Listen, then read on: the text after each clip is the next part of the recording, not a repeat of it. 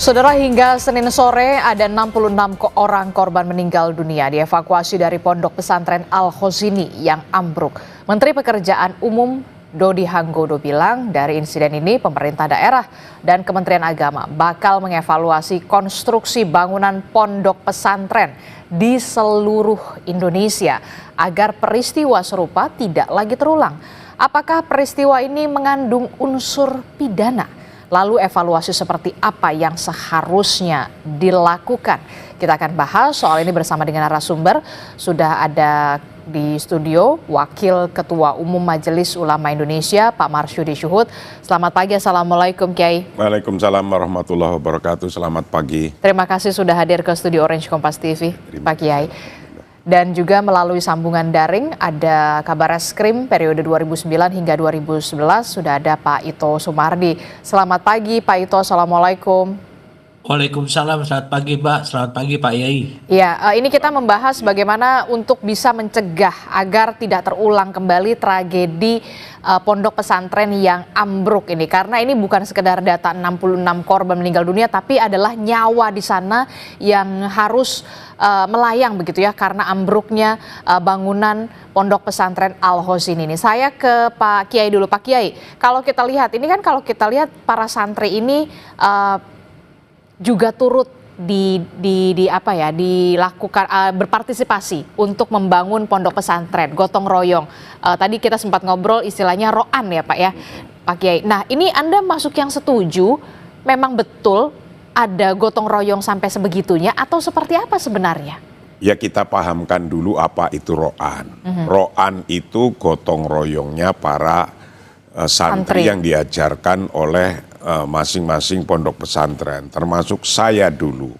Saya di pesantren salaf, pesantren zaman dulu ngikuti kelas kitab saja, bukan kelas sekolah seperti sekarang waktu itu. Itu ketika membangun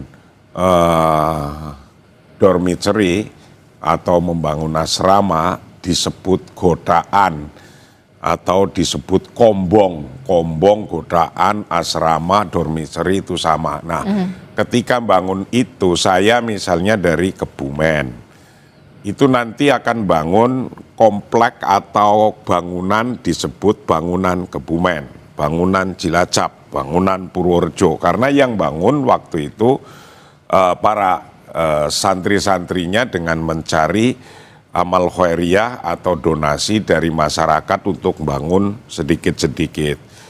Roan atau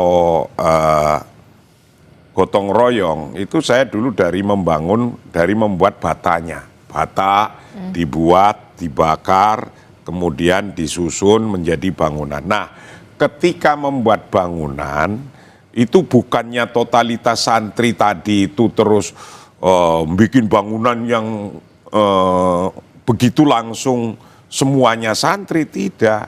Tetap zaman saya pun ada yang orang ahli bangunan yang bisa membangun, tukang yang bisa membangun. Ya kalau sekarang ya disebutnya ada insinyur apa teknik sipil apa orang ahli konstruksi gitu. Nah yang semacam itu pasti ada. Nah nanti paling yang disebut roan itu santri membantu hal-hal yang ketika dibutuhkan untuk tenaga banyak yang sifatnya tidak konstruksi, bukan untuk konstruksi, hanya misalnya bawain batunya, bawain apanya itu cor-corannya, materialnya, ya material itu hanya itu aja. Tapi tidak masuk ke dalam pekerjaan konstruksinya, begitu. Majornya pekerjaan major konstruksinya itu tidak begitu. Tapi yang terjadi di pondok pesantren yang kita lihat kemarin itu berarti masuk. Sampean tahu? Makanya kita bertanya. Saya nggak tahu, tapi saya yakin nggak begitu juga. Maka nanti yang harus didalemin siapa minimal mandornya. Kalau bahasa dulu gampangan nyebutnya orang yang ahli konstruksinya ya ada yang manggil mandor, ada yang manggil itu. Nah, maksud saya itu yang dilihat siapa ahli konstruksinya, siapa katakan sekarang insinyurnya, teknik sipilnya yang mengarahkan itu. Kontraktornya. Sehingga tahu ukuran besinya berapa, ukuran adukan semennya itu 1 banding berapa. Lah kalau dikurangi semennya mungkin saja karena nggak ngerti. Tapi saya yakin semuanya ada begitu. Zaman saya roan saja begitu, ada. Walaupun itu di kampung, tetap manggil ahli bangunan yang biasa bangun di kampung itu. Oke, jadi keterlibatan partisipasi dari santri itu adalah keterlibatan gotong royong yang minor yang saja. sifatnya itu tidak totalitas semuanya, kemudian santri yang mengerjakan semua, enggak. Hanya mensupport ya. Support, konstruksinya tetap melibatkan ahli konstruksi, kontraktor, teknik misalnya di sipil. daerah itu waktu zaman saya kecil kan tahun 76, 80, itu ya mencari dulu orang yang biasa membangun bangunan besar di kampung situ, yang terkenal di situ. Baru santri itu membantu kerjanya apa. Hanya support, membantu dan supporting. Ya, Oke. supporting.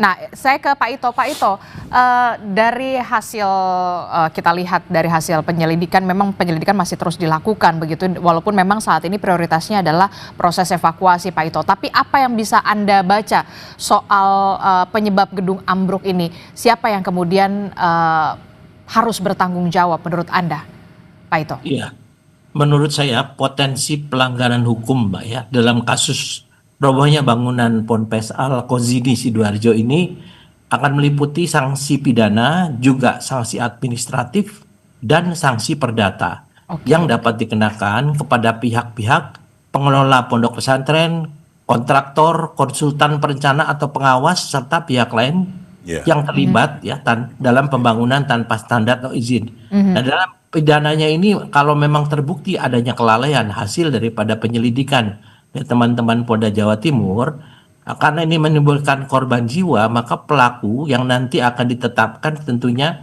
akan bisa dijerat dengan pasal pidana terkait dengan kelalaian, ya misalnya pasal 359 kelalaian mengakibatkan orang mati, atau Undang-Undang Nomor 28 tahun 2002 tentang bangunan gedung ya. Itu ada ancaman maksimal penjara 5 tahun dan denda 20% dari nilai bangunan. Kemudian sanksi administratif. Kan bangunan ini diduga tidak memiliki persetujuan bangunan gedung ya, atau IMB, ini pun melanggar regulasi ya. Dan kemudian juga perdata, keluarga korban dapat menggugat ganti rugi kepada pihak yang dianggap lalai dalam memenuhi kewajiban. Kemudian ada juga terhadap kontraktor pelaksana konstruksi, tadi sudah disampaikan Pak Yai ya. Kalau memang terbukti ada kesalahan teknis dalam pelaksanaan tidak sesuai standar, kemudian pengawasan, maka kontraktor itu dapat dikenakan pertanggung jawab secara profesional dan pidana ya. Demikian pula konsultan atau pengawas. Tapi ini semuanya kepolisian saat ini kan telah menyatakan bahwa proses hukum akan berjalan setelah evakuasi korban selesai, dan penempatan tersangka tentunya akan dilakukan bila unsur pidana serta kelalaiannya terbukti. Jadi bukti-bukti ini sekarang sedang dikumpulkan. Namun demikian tentunya kita tentu masih berduka semua, kita harus cooling down dulu, setelah itu barulah mungkin bersama-sama agar tidak ada kesan bahwa masalah pidana ini juga akan melukai, tambah melukai daripada anggota pesantren dari Al-Zohini ini ya. Saya kira kita perlu menunggu hasil penyelidikan oleh pihak daripada kepolisian maupun pihak terkait, termasuk yang memang ahli di bidang konstruksi. Demikian. Apa yang bisa dilakukan oleh Polda Jawa Timur khususnya untuk melakukan penyelidikan terkait dengan ambruknya bangunan pondok pesantren ini, juga melibatkan ahli di sana atau seperti apa? Karena memang tadi ada bisa jeratan pasal dugaan kelalaian di sana. Ya, yang jelas di Polda itu kita punya ahli-ahli konstruksi juga, Mbak ya. Kan ini kan kita melakukan uji laboratorium ya di lapangan ya, olah TKP kita katakan. Nanti di sana kita punya ahli, kalau seperti kebakaran kita punya ahli yang memiliki kemampuan atau keterampilan di bidang kebakaran.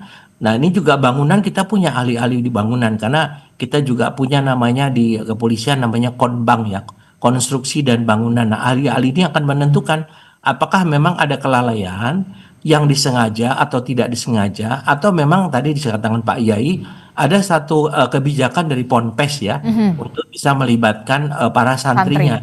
Nah, ini tentunya kan boleh dikatakan sesuatu yang bisa masuk ke dalam unsur kelalaian ya, kelalaian apalagi tanpa pengawasan. Ya, ini tentunya harus melalui satu penyelidikan yang cermat dan objektif ya, jangan sampai ada kesan bahwa kepolisian mengada-ada atau mencari-cari kesalahan. Saya kira ini satu hal yang kita harus menunggu setelah hasil evakuasi semuanya selesai, kemudian juga situasi sudah kondusif dan kepolisian akan bisa melakukan tugasnya untuk menegakkan hukum di sana sehingga semua pihak akan bisa mendapatkan keadilan dan kepastian hukum, termasuk keluarga korban. Demikian, Mbak.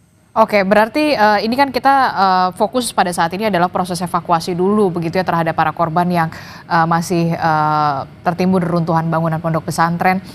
Tapi setelah ini baru kemudian polisi ambil peran di sana. Dari gambaran Anda, Pak Ito, siapa saja yang patut untuk diperiksa? Yang jelas yang pertama adalah pengurus ya, pengurus daripada pengelola pondok pesantren. Kemudian yang kedua, kalau kontraktor, kalau memang ada kontraktornya. Kemudian konsultan perencana atau pengawas ya dari bangunan. Kemudian ada pihak-pihak lain yang mungkin memberdayakan para santri untuk ikut melakukan pembangunan di sana. Tentunya ini pun nanti akan kita meminta keterangan dari pihak pondok pesantren sehingga nanti pihak-pihak yang terlibat itu betul-betul orang yang memang harus bertanggung jawab terhadap kejadian ini. Demikian, Mbak. Oke, jadi pemilik pondok pesantren termasuk juga pengurus pondok pesantren adalah orang-orang yang patut juga untuk diperiksa, termasuk juga kontraktor kalau memang ada kontraktornya begitu ya, yang juga patut untuk diperiksa di sana. Saya ingin bertanya juga ke Pak Kiai. Pak Kiai, ini kan saya sempat melihat gitu ya di salah satu portal online, salah satu orang tua korban ini menolak santunan, ingin mendapatkan berkah. Padahal kemudian ini ada tanggung jawab kerugian material dan juga kerugian nyawa yang harus melayang. Bagaimana Anda menyikapi ini, Jadi Pak Kiai? Begini ya, pesantren mengajarkan ilmu-ilmu agama. Betul. Yang ilmu-ilmu agama itu adalah untuk mengatur kehidupan. Misal, ketika kita ada musibah, itu ada kita memahami tentang sabar. Juga kita memahami tentang kodok kodar. Kita memahami ilmu tentang tawakal. Nah, jika orang mempunyai ini, apakah terus kemudian kita berserah diri totalitas buta kepada Allah? Apa begitu, pasrah begitu? Tidak juga.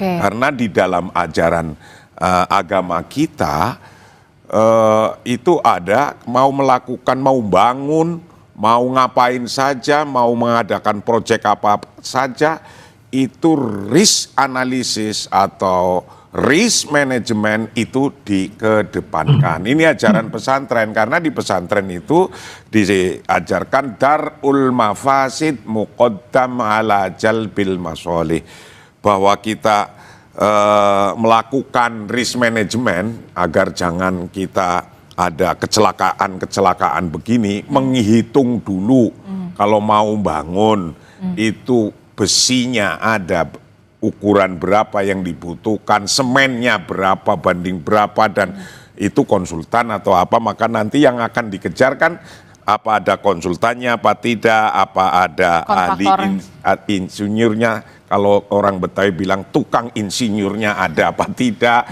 Nah, yang semacam ini nanti akan dilihat ini oleh beliau, oleh yang akan mengaudit ini. Nah, tapi dalam ajaran agama kita melakukan hal-hal sesuai dengan keilmuan yang zahir dulu, baru tawakal. Makanya Rasulullah ketika menyampaikan ada sahabat nih, sudah saya bawa onta, kita lepas saja tawakal karena Allah. Kalau nggak hilang, Allah memberi tidak hilang kan nggak hilang. Itu diperingatkan oleh Allah. Aqilha wa tawakkal ala Allah. Ikat dulu ontanya, baru kita tawakal. Usaha dulu, analisis resiko-resikonya, baru kita tawakal. Nah, ketika ada wali santri kemudian dia memang memahami ilmu sabar, memahami ilmu tawakal, memahami qadha dan qadar, yaitu sikap untuk kehidupannya. Karena kalau tidak memahami ini, nanti ketika ada musibah apapun nih, musibah itu tidak hanya ambruknya bangunan di pesantren ya, apapun. bisa ambruknya bangunan di luar pesantren, kan banyak juga, ada jembatan kemarin ambruk, ada gedung ambruk. Jadi musibah itu tidak hanya di pesantren, ambruknya bangunan juga tidak hanya di pesantren. Nah, ketika memahami tentang musibah begini, kalau tidak mempunyai ilmu sabar, ilmu tawakal, ilmu qadha qadar, itu akan bisa menyalah-nyalahkan dirinya sendiri. Contoh, kita naik motor, sudah tahu di sana ada lubang, kok lewat situ jatuh situ, kemudian kenapa wong aku sudah ngerti di sana ada lubang, kok saya lewat situ sehingga saya jatuh, nyalah-nyalahin dirinya. Atau bahkan nyalah-nyalahkan orang lain terus. Nah, agar ini semua bisa terkontrol dalam kehidupan secara psikologi, memang ada kita batasnya untuk usaha sekuat-kuatnya, tapi kemudian kita berserah diri. Kalau terhadap ada musibah, maka selain kita memperingatkan diri kita biar besok jangan sampai terjadi begitu, ya juga harus segera dikembalikan kepada Allah. Kalau tidak nyalah-nyalain diri sendiri dan nyalah-nyalain orang lain terus-menerus. Nah, positifnya bagi kita ini tetap waspada, tapi menyerahkan diri juga kepada Allah biar secara psikologi memang ketika Allah menciptakan makhluknya sudah dengan guidance book-nya. Seperti orang menciptakan produk handphone saja ada guidance book-nya kan. Lah guidance book kita adalah ajaran agama itu sendiri. Maka ketika itu ada orang melakukan ya lillahi ta'ala sudah ini, ya itu nyampe dia pada ilmu ini. Lah kalau kita bahas tentang sabar saja ini tentang sabar ini. As-sabru ala ta'ah, sabar atas ketaatan hukum. As-sabru ala musibah, sabar ketika ada musibah, ada bala. Nah itu yang sabar dalam ketaatan hukum itu juga menarik untuk disimak juga. Tapi saya ke Pak Ito. Pak Ito, berarti ini tidak hanya soal dugaan unsur kelalaian, tapi juga ada kerugian material. Betul Pak Ito? Ya betul. Makanya kan sekarang karena ini adalah ada satu akibat, maka yang akan didalami oleh pihak kepolisian adalah dari penyebabnya. Dari penyebabnya ini nanti akan bisa masuk, apakah dimasuk dalam ranah sanksi pidana, ataukah sanksi administratif, ataukah sanksi perdata. Nah ini tentunya semuanya harus didasarkan kepada satu pendalaman pengkajian yang mendalam tentang penyebab daripada kejadian tersebut.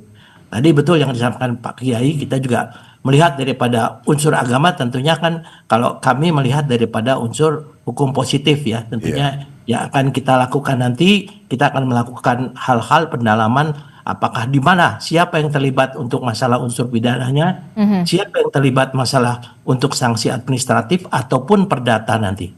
Saya kira itu yang mungkin akan menjadi pendalaman dari pihak kepolisian, dan kita tentu akan selalu berkoordinasi dengan pihak pondok pesantren, karena bagaimanapun juga pihak kepolisian kan harus memberikan pelayanan kepada masyarakat ya. Dalam penegakan hukum pun tentunya harus kita melihat daripada secara situasional, tidak melihat daripada satu kejadian yang merupakan kejahatan murni ya. Karena kalau saya lihat di sini adalah merupakan satu kelalaian.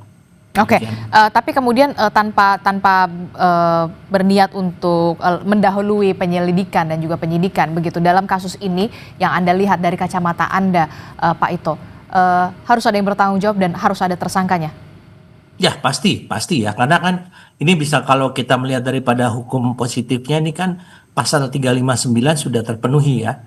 Kemudian juga undang-undang tentang bangunan gedung nomor 28 tahun 2002 itu juga sama. Kemudian juga secara administratif kan bangunan ini kan tentunya membangun harus ada persetujuan IMB atau sekarang namanya PGB ya. yaitu diatur dalam Undang-Undang 28 2002 ya. Sanksinya juga bisa harus menghentikan aktivitas, denda administratif yang lainnya. Selain itu kan perdata tadi dikatakan PAI memang ada korban, keluarga korban yang menganggap ini sebagai musibah ya.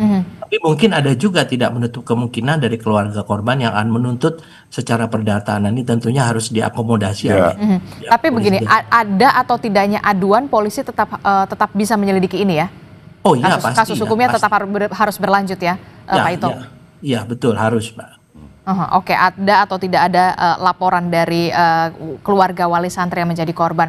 Lalu bagaimana kemudian bisa mencegah jangan sampai peristiwa ini terulang lagi, termasuk juga pengawasan dan juga pembinaan terhadap seluruh pondok pesantren di Indonesia harus dilakukan seperti apa? Tapi jangan dijawab dulu Pak Kiai dan juga Pak Ito, tetaplah bersama kami di Sapa Indonesia Pagi, kami akan segera kembali. Dan masih bersama kami dalam Sapa Indonesia Pagi, saudara, kita masih membahas soal bagaimana kemudian agar mencegah peristiwa dari ambruknya bangunan pondok pesantren ini tidak terjadi lagi, karena memang update-nya bahwa sudah ada 66 korban meninggal dunia yang berhasil dievakuasi, dan sampai saat ini saudara, tim SAR gabungan masih terus melakukan pencarian terhadap korban yang masih berada di balik reruntuhan bangunan pondok pesantren. Masih membahasnya bersama dengan Pak Kiai Marsudi Syuhud, kemudian juga ada Pak Ito Sumardi, begitu ya. Tadi juga sudah dikatakan ada atau tidaknya laporan, polisi tetap harus lanjut kasus ini ke ranah hukum ya,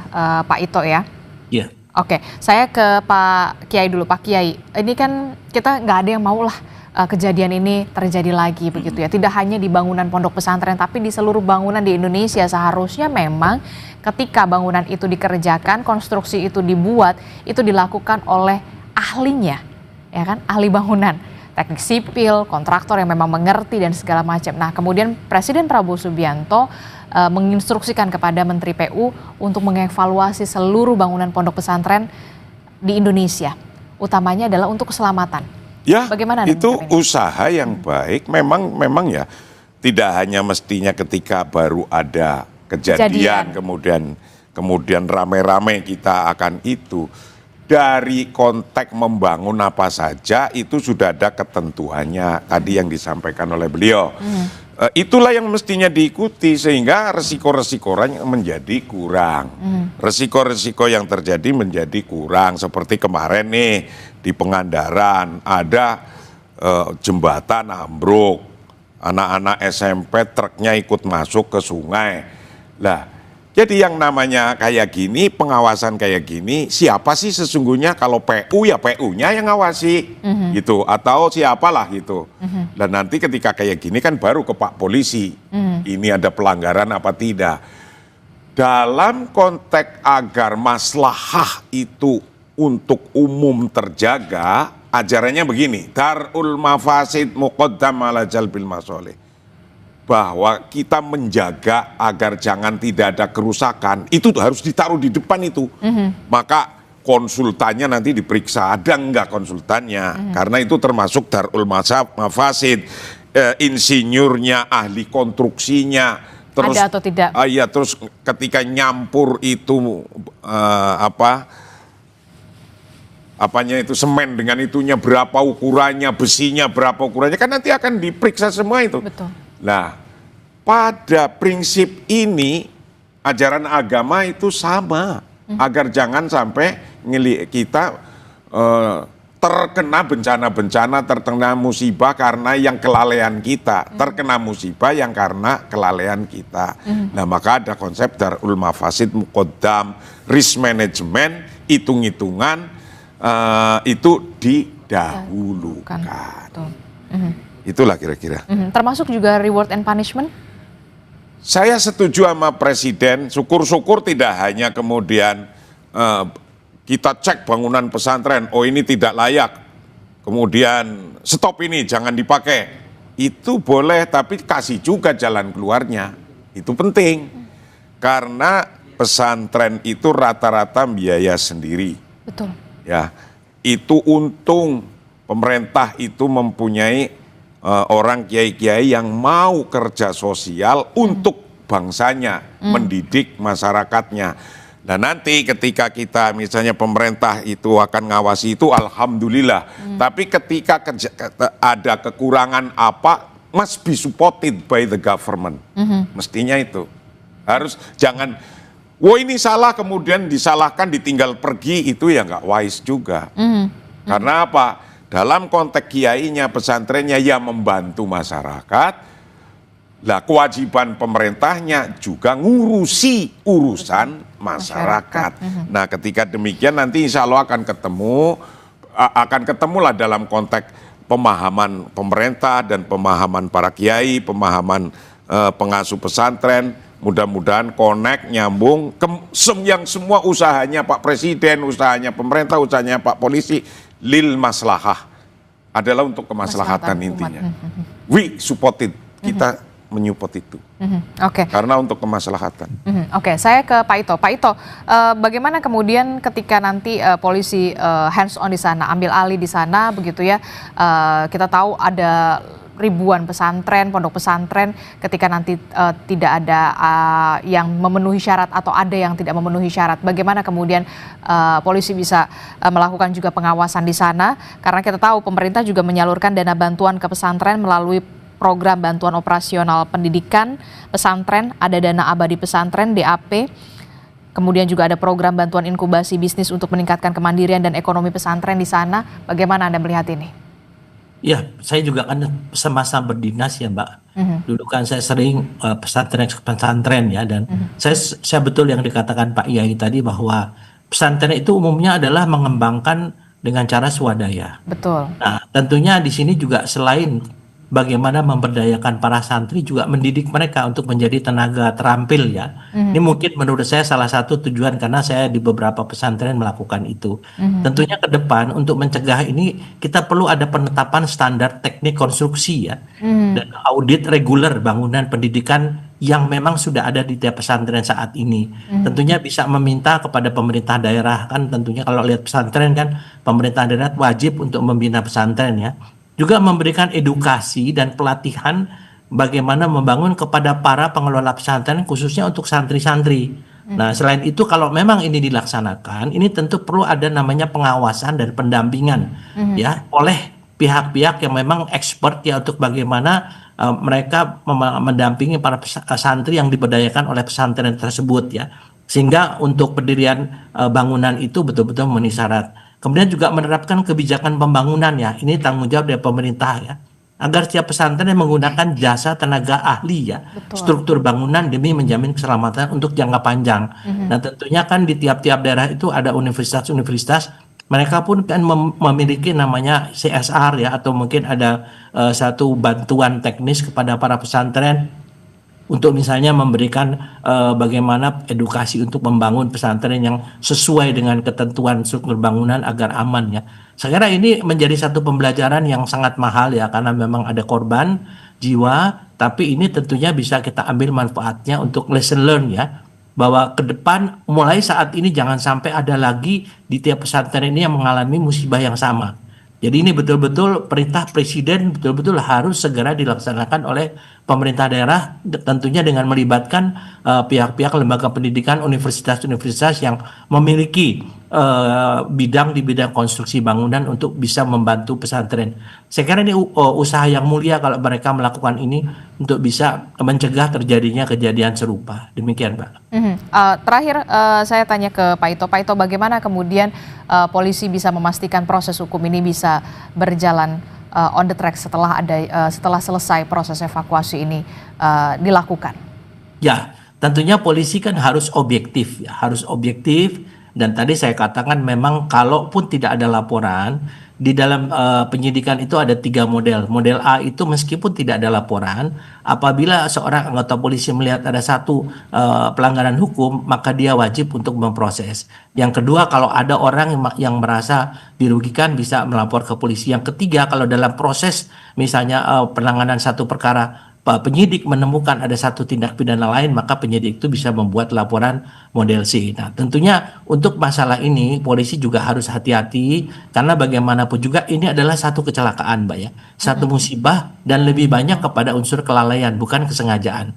Beda kalau misalnya ada pemboman dan lain sebagainya. Nah, saya kira di sini pun juga polisi harus bekerja sama dengan pihak PUPR dan ahli-ahli konstruksi juga untuk bisa mendapatkan satu kesimpulan yang sama. Jadi bukan ada kesimpulan dari kepolisian saja, tapi mendapat masukan juga dari ahli konstruksi yang lainnya. Dan saya yakin daripada pihak kepolisian akan memperhatikan ini, apalagi ini menyangkut masalah pesantren, anak-anak santri-santri kita, yang tentunya kita juga harus melakukan penegakan hukum tidak dengan semena-mena ya. Jadi juga harus memperhatikan aspek-aspek lain, demikian Mbak. Termasuk juga bukti-bukti yang memang harus dikumpulkan untuk kemudian Pasti ya, dugaan unsur kelalaian di sana.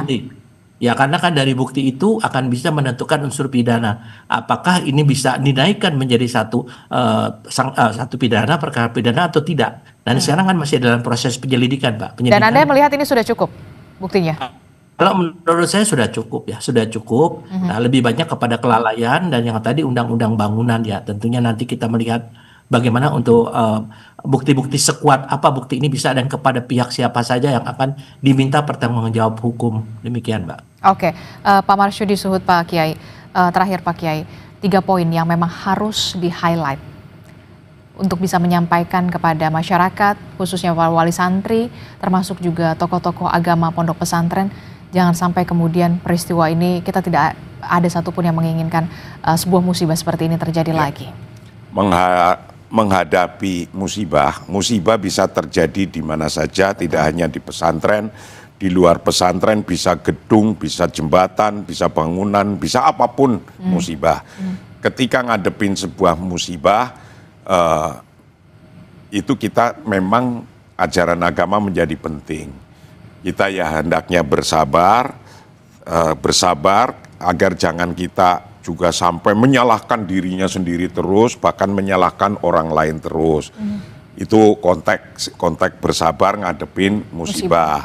Nomor 2, ketika kita mau melakukan apa saja, mau membangun, mau membuat konstruksi, atau mau berusaha apapun, yang mungkin ada resiko publik, ada resiko yang bisa membuat kalau terjadi apa-apa bisa nyawa bisa hilang. Risk management, hitung-hitungan apa saja yang dibutuhkan itu harus taruh di depan.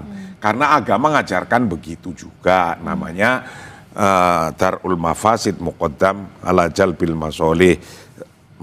Resiko-resiko harus dipikirkan di depan, hitungan batunya, hitungan semennya, hitungan besinya, itu harus itu juga ajaran agama. Terakhir, ketika kita sudah berusaha full ya, ingin menghindari resiko-resiko, udah full ini, usahanya udah total, maksimal, full power untuk menghindarkan itu, baru kita sandarkan kepada Allah yang agar semuanya itu ada batasnya.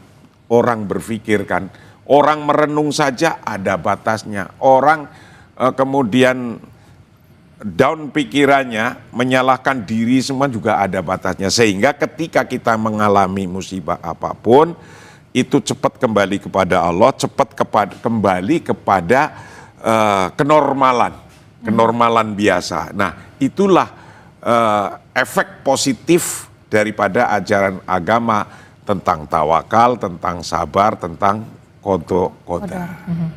Ini yang harus dipegang. Baik para wali santri, keluarga yang punya keluarga yang kena korban ini, ya yang dipegang ini tadi.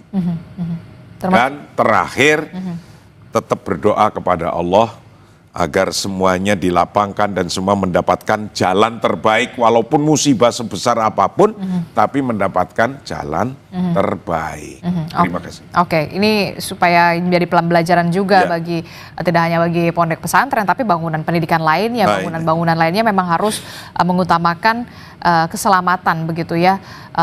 Ketika ingin membangun ya gunakan ahlinya begitu ya, ketika ingin membangun jangan sampai kemudian peristiwa ini terjadi lagi. Terima kasih Pak Kiai Marsudi Suhud telah bergabung bersama kami, kemudian Pak Ito Sumardi juga telah bergabung bersama kami. Sehat selalu Bapak-bapak. Assalamualaikum, selamat pagi.